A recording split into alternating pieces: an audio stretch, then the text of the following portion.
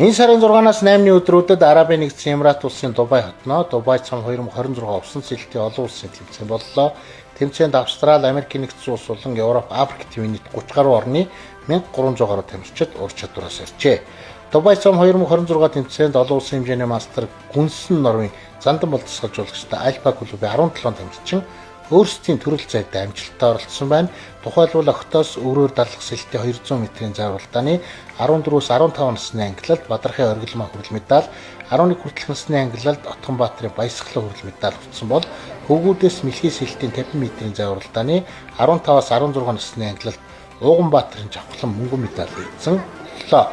Мөн тэмцээний бага насны ангилалд өрсөлдсөн тамирчид багийн дүнгээр 8 дугаар байрт шалгарсан байна. Тэмцээний чансаа бол миний бодож байснаас илүү айгүй чанга байсан. Миний өмнө орж байгаагүй яг орж исэн хамгийн чанга хэцүү тийм сайн тамирчид их орсон.